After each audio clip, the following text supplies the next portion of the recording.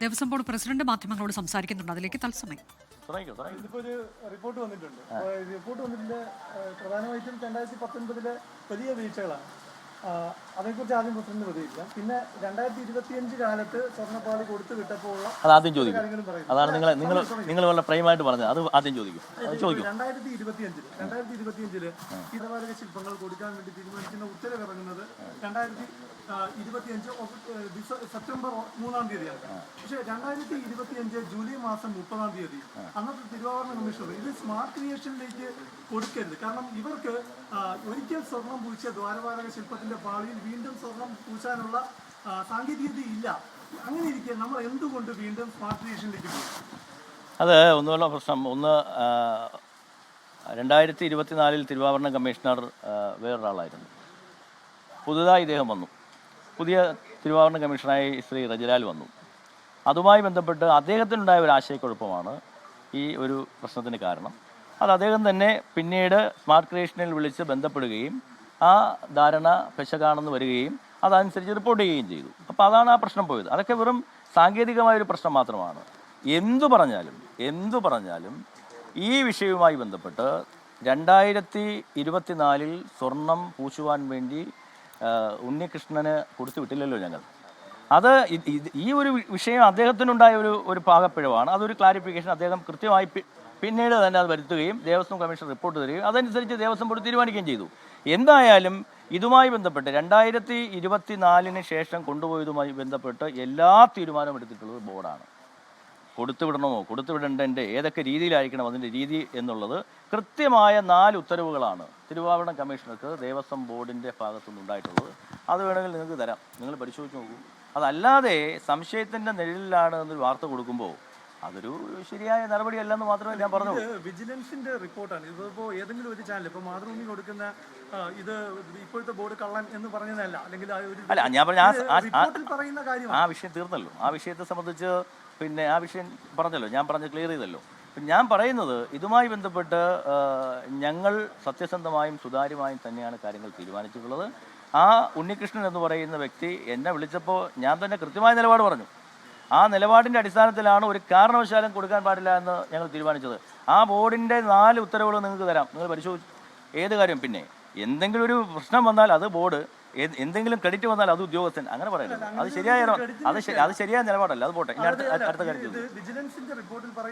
അല്ല ആയിക്കോട്ടെ. ഞാൻ പറഞ്ഞോട്ടെ. ഇപ്പോൾ ഒരു കോടതിക്ക് പോലും പിന്നെ ഉത്തരവിൽ പറയാത്തൊരു കാര്യം അല്ലെങ്കിൽ അങ്ങനെ പറയുന്നത് ശരിയല്ല. ഞങ്ങളെ സംബന്ധിച്ചിടത്തോളം ഇപ്രാവശ്യം കൊണ്ടുപോയതിൻ്റെ സമ്പൂർണ്ണമായ ഉത്തരവാദിത്വം ബോർഡിനാണ്. ബോർഡ് അത് കൃത്യമായി ആലോചിച്ചും അത് മാനദണ്ഡങ്ങൾ പാലിച്ചും കൃത്യമായി പാലിച്ചുകൊണ്ട് തന്നെയാണ് കൊണ്ടുപോയത്. കൊടുത്തുവിടരുതെന്നുള്ള നിർദ്ദേശം അല്ലെങ്കിൽ അങ്ങനെ അത് തടഞ്ഞത് തിരുവാഭരണ കമ്മീഷണറാണ്. വിജിലൻസിന്റെ അല്ല, ഞാൻ പറയുന്നത് അതൊക്കെ പിന്നെ കാര്യങ്ങൾ വരികയല്ലേ. ഒന്ന്, ആ ഉദ്യോഗസ്ഥൻ തന്നെ അത് ക്ലാരിഫൈ ചെയ്തിട്ടുണ്ട്. വേണമെങ്കിൽ ഇനിയും അത് അന്വേഷിക്കേണ്ടതേ. ഞാൻ പറയാം, എന്താ നിങ്ങൾക്ക് എത്ര പ്രശ്നം? എന്താ അത് ഇനിയും അന്വേഷിക്കട്ടെ. എല്ലാം ഇതുപോലുള്ള കാര്യങ്ങളെല്ലാം അന്വേഷിക്കാൻ വേണ്ടിയിട്ടല്ലേ SIT വരുന്നത്. ആ SIT അതെങ്ങനെ പറയാൻ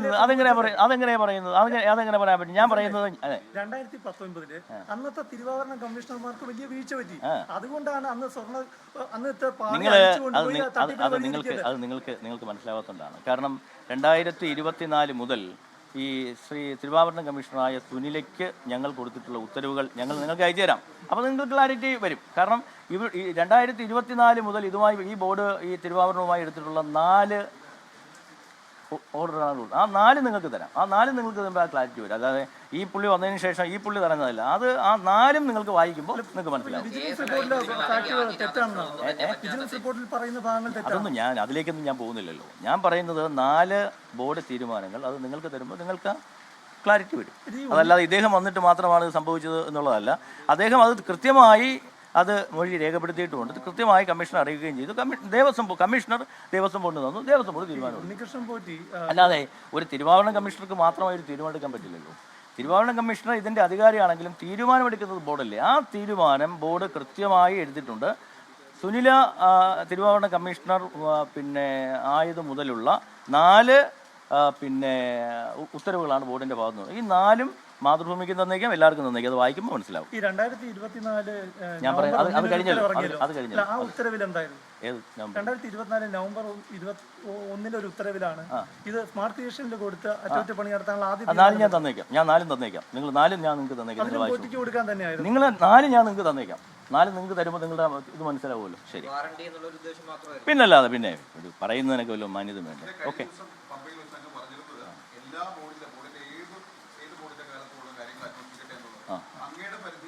ഞാൻ അപ്പോഴും പറഞ്ഞില്ലേ, ഞാൻ പറഞ്ഞത് 2019 ആവട്ടെ, 1998 മുതലാവട്ടെ, 98 മുതൽ ഇതുവരെയുള്ള, ഞാൻ അന്നും ഇന്നും എൻ്റെ നിലപാട് സുവ്യക്തമാണ്. എൻ്റെ നിലപാടായാലും സർക്കാരിൻ്റെ നിലപാടായാലും സുവ്യക്തമാണ്. അപ്പോൾ 98 മുതൽ ഇതുവരെയുള്ള ഏത് 2025 വരെയല്ല ഏത് ബോർഡിൻ്റെ കാര്യവും ഏത് ഉദ്യോഗസ്ഥന്മാരും അന്വേഷിക്കട്ടെ. അതാണ് ഞങ്ങളുടെ നിലപാട്. അത് അന്വേഷിക്കാനാണല്ലോ ഇപ്പോൾ ഒരു പുതിയ ഇൻവെസ്റ്റിഗേഷൻ ടീമിനെ വച്ചിരിക്കുന്നത്. അവരന്വേഷിക്കട്ടെ. ഇവർക്ക് അതിന്റെ സാങ്കേതിക പരിജ്ഞാനം ഇല്ല എന്ന് തിരുവാഭരണ കമ്മീഷൻ പറയുമ്പോൾ പിന്നെ എന്റെ പൊന്ന് പ്രശാന്ത്, നീ മനസ്സിലാക്കേണ്ടത് അത് അയാൾക്ക് തന്നെ തെറ്റുപറ്റിയതാണ് എന്ന് പറഞ്ഞ് കൃത്യമായി അയാൾ ഇങ്ങോട്ടൊരു ഉത്തരവ് തന്നിട്ടുണ്ട്. പിന്നെ എന്തിനാ അധികാരി കിടന്ന് പഠിക്കുന്നത്? ഒരു കാര്യം ഞാൻ ചോദിക്കട്ടെ, ഒരു കാര്യം നിങ്ങളോട് ചോദിക്കട്ടെ, അയാളെ കൊടുത്തുവിട്ടില്ലല്ലോ. അത് ഈ ബോർഡ് തീരുമാനിച്ചുകൊണ്ടല്ലേ? അല്ല, ഒരു തിരുവാഭരണം അങ്ങനെയൊന്നുമല്ല. ഒരു തിരുവാഭരണം കമ്മീഷണർ തീരുമാനിച്ചാൽ തടയാൻ പറ്റുമോ? അതാണ് ഞാൻ പറഞ്ഞത്. ഞങ്ങൾ ഈ തിരുവാഭരണം കമ്മീഷണർ രജലാൽ വരുന്നതിന് തൊട്ട് മുമ്പുള്ള കമ്മീഷണർ സുനിലയായിരുന്നു. ആ സുനിലയ്ക്ക് അയച്ച ഉൾപ്പെടെയുള്ള 4 തീരുമാനങ്ങൾ നിങ്ങൾ അങ്ങോട്ട് തന്നേക്കാം. അത് നിങ്ങൾ ആലോചിച്ചിട്ട് പറയൂ. പക്ഷേ ഉണ്ണികൃഷ്ണൻ പോറ്റിയെ തിരിച്ചറിയാൻ നമുക്ക് സാധിച്ചില്ലോ. 2024 കാലത്ത് ഒരുപാട് സ്പോൺസർ എന്ന നിലയിൽ ഉണ്ണികൃഷ്ണൻ പോറ്റി അവിടെ ഒരുപാട് കാര്യങ്ങൾ ചെയ്തു വന്നിട്ടുണ്ടെന്നേ ഞാൻ പറയുന്നത്. നിങ്ങൾ ആരെങ്കിലും കണ്ടുപിടിച്ചില്ലല്ലോ. 2021 ഒരു ചാനൽ ഇത് പ്രഖ്യാപിക്കുമ്പോഴാണല്ലോ നിങ്ങളെല്ലാം കൂടെ കൊണ്ടുപിടിച്ച് ഇറങ്ങുന്നത്. അതിനുമ്പോൾ നമുക്ക് എങ്ങനെ അറിയാൻ പറ്റും? പിന്നെ ഒരു കാര്യം ഞാൻ നിങ്ങളോട് പറയാം. ഈ ബോർഡുമായി ബന്ധപ്പെട്ട് എത്രയോ അവതാരങ്ങൾ ഉണ്ടായിരുന്നു അതിനു മുമ്പ്, എത്രയോ വർഷങ്ങളായി. പക്ഷേ ഞങ്ങൾക്ക് ഇത്തരം ചില ചൂഷണങ്ങൾ ശബരിമലയുമായി ബന്ധപ്പെട്ട് നടക്കുന്നുണ്ട് എന്ന് അറിഞ്ഞിട്ടാണല്ലോ ഞങ്ങളുടെ സ്പോൺസർ കോർഡിനേറ്റർമാർക്ക് ഞങ്ങൾക്ക് ഇങ്ങനെ കോർഡിനേറ്റർമാരില്ല. അതിപ്പോഴൊന്നും അല്ലല്ലോ, അത് നിങ്ങളൊന്നും പറഞ്ഞിട്ടും അല്ലല്ലോ.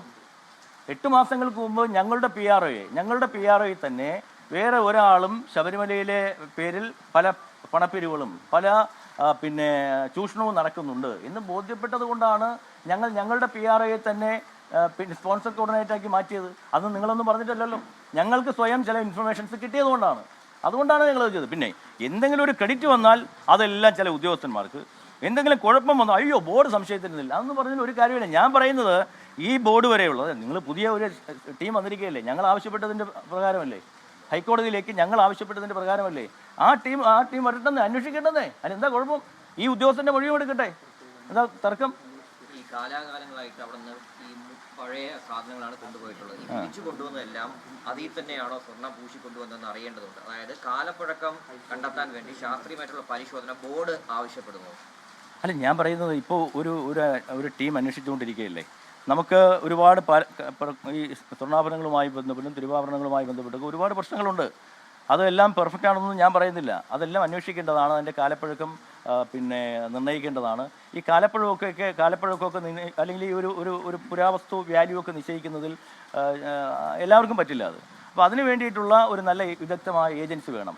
ഈ അന്വേഷണമൊക്കെ ഒന്ന് കഴിയട്ടെ. കഴിഞ്ഞതിന് ശേഷം അത്തരം കാര്യങ്ങളെ സംബന്ധിച്ച് എന്താണോ തീരുമാനമെടുക്കേണ്ടത് അതൊക്കെ തീരുമാനിക്കപ്പെടണം.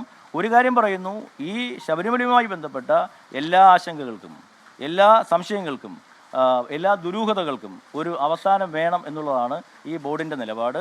ഞങ്ങൾ അങ്ങനെ ഒരു നിലപാടെടുത്തത് കൊണ്ടാണ് ഇത്തരം കാര്യങ്ങൾ പുറത്തു വരുന്നത്. പ്രസിഡന്റ്, 98 വിജയ് മല്യ സ്വർണം പൊതിഞ്ഞപ്പോൾ ഉണ്ടായിരുന്ന സ്വർണത്തിന്റെ അളവ്, അതിനുശേഷം 2019 സ്വർണം പൂശിയതിനു ശേഷം ഉള്ള അളവ് അതിലും എത്രയോ താഴെയാണ്. അതിലും കുറഞ്ഞിരിക്കുകയാണ് ഇത്തവണ പൂശി വന്നപ്പോൾ. അപ്പം അത് അവിടെ ഒരു നോട്ടം. പക്ഷേ അതെനിക്ക് മനസ്സിലാവുന്നില്ല. 2000 ഇവിടെ ആരാ കുറഞ്ഞെന്ന് പറഞ്ഞത്? ഇപ്പോൾ കൊണ്ടുവന്നു എന്താ പറയുന്നത്? അതിലൊക്കെ എനിക്ക് തോന്നുന്നില്ല റിപ്പോർട്ടിൽ അങ്ങനെയൊന്നും പറഞ്ഞിട്ടുണ്ടെന്ന്. അതായത് ഇപ്പോൾ അവിടെ ഇവിടുന്ന് കൊണ്ടുപോകുമ്പോൾ പിന്നെ 38 കിലോ സംതിങ് ഗ്രാം, പിന്നെ സ്വർണത്തിൻ്റെ അളവ് 394 ഗ്രാം. അതിൽ ഞാൻ നേരത്തെ പറഞ്ഞതുപോലെ തന്നെ 14 പാളികളിലായിട്ടായിരുന്നു 38 കിലോ. 14 പാളികൾ കൊണ്ടുപോകേണ്ടി വന്നില്ല. 12 പാളികളാണ് കൊണ്ടുപോയത്. 12 പാളികളിൽ ഉണ്ടായിരുന്ന ആകെ തൂക്കം എന്ന് പറയുന്നത് 22 കിലോ സംതിങ് ആണ്. അതിലുണ്ടായിരുന്ന സ്വർണത്തിൻ്റെ അംശം എന്ന് പറയുന്നത് 281 ഗ്രാമാണ്. തിരിച്ചത് അവിടെ കൊണ്ടുപോയി തൂക്കനഷ്ടമൊക്കെ കൂടി തിരിച്ചു കൊണ്ടുവന്നപ്പോൾ 14 പാളികളിലുമായി ഇപ്പോൾ പിന്നെ 38 കിലോയും 407 ഗ്രാം, അതിൽ ചെറിയ അങ്ങോട്ടും ഇങ്ങോട്ടും ചെറിയ ഡിഫറൻസ് വരുമായിരിക്കും. 407 ഗ്രാം സ്വർണ്ണമുണ്ട്, കൂടുതലാണ് വന്നിരിക്കുന്നത്. പിന്നെ അപ്പം ഞാൻ പറയുന്നത്, ഇതിനെ സംബന്ധിച്ച് ഞങ്ങൾക്കൊരു ക്ലാരിറ്റി കുറവുമില്ല. ആ ക്ലാരിറ്റി കുറവ് ഉണ്ടെങ്കിൽ, ഇനി അങ്ങനെ ഉണ്ടെങ്കിൽ തന്നെ പുതിയ അന്വേഷണ സമിതി ഏജൻസി പരിശോധിക്കട്ടെ.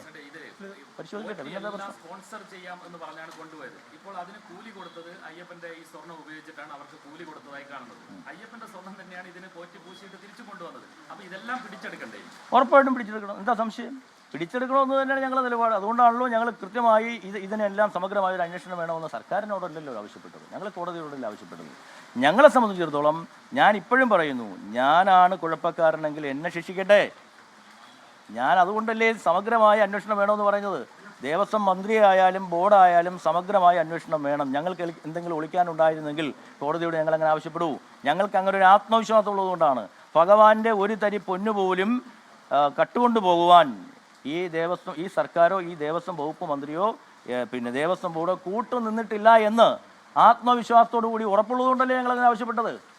അതിന് ഇടകൊടുക്കുന്ന ഒരു കാര്യവും ഞങ്ങൾ ചെയ്തിട്ടില്ല. ലോകത്തെവിടെയായാലും ഏത് സമയത്തും 24 വാർത്തകളും ഓഗ്മെന്റഡ് റിയാലിറ്റി പാക്കേജുകളും എക്സ്പ്ലെയിനറുകളും വിശദമായി കാണാൻ ഞങ്ങളുടെ യൂട്യൂബ് ചാനൽ നിങ്ങൾക്ക് സബ്സ്ക്രൈബ് ചെയ്യാം.